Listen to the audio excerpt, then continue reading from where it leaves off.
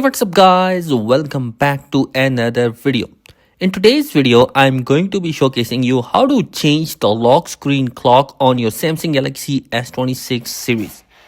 Now, the first thing which you need to do is the accessing the lock screen editor. Now, you can do this by long pressing on your lock screen like so. And then you will be prompted to enter in your PIN, password or pattern so that you can access the editing mode.